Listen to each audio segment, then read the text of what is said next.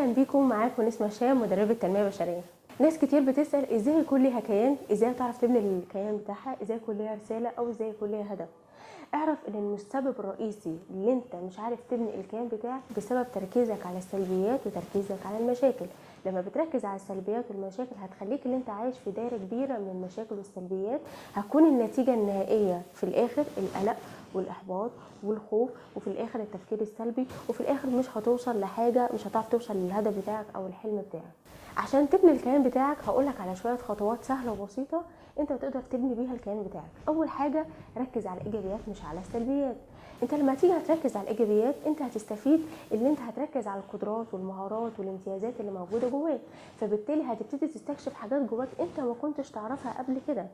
تاني حاجة ودي مهمة جدا جدا، ان كل ما نسبة السلبيات هتزيد في حياتك كل ما فرصة انك مش هتعرف تحقق اهدافك واحلامك هتكون بعيدة. والعكس صحيح، كل ما نسب الايجابيات هتكون زيادة في حياتك كل ما نسبة ان انت تحقق احلامك وكيانك واهدافك سهلة وقريبة منك. فبالتالي اللي انت تركز على الايجابيات احسن كتير من ان انت تركز على السلبيات. رقم 2، اسأل نفسك سؤال، انا عايز ايه؟ انا ايه الهدف بتاعي؟ انا ايه الرسالة بتاعتي؟ لما تيجي هتسأل السؤال ده هتخلي ذهنك انه ينشغل انه يدور على الاجابة على الاسئلة اللي انت بتسألها، في حين في الاول خالص كان بيركز على السلبيات والمشاكل اللي موجودة في حياتك. لكن انت كده استفدت ان ذهنك بقى مشغول اللي هو يدور على كيانك ويدور على الامتيازات والقدرات الكلها اللي موجودة جواك. رقم 3، عشان تبني كيانك دور على شغفك. ناس كتير بتسأل ازاي اللي انا اعرف الشغف بتاعي، ازاي اللي انا استكشف الشغف بتاعي. خد بالك الشغف الحاجة اللي انت بتحبها والحاجة اللي انت بتستهويها.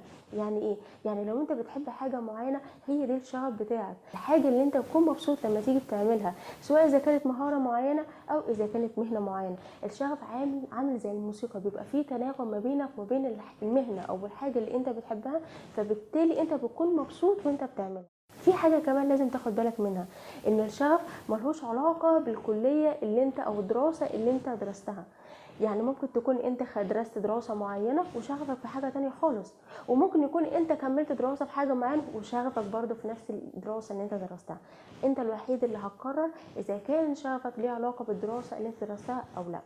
وحط في الاعتبار كمان ان الشغف ملهوش وقت، ملهوش سن، ملهوش عمر.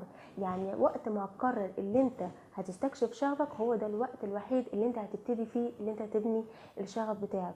وخد بالك برضو ان الشغف جزء من الكيان. يعني ايه؟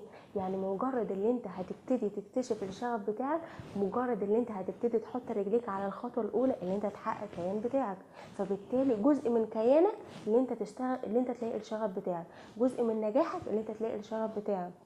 عشان كده افتكر دايما دور على الحاجة اللي انت متميز فيها، هتنجح اسهل كتير مما تتخيل.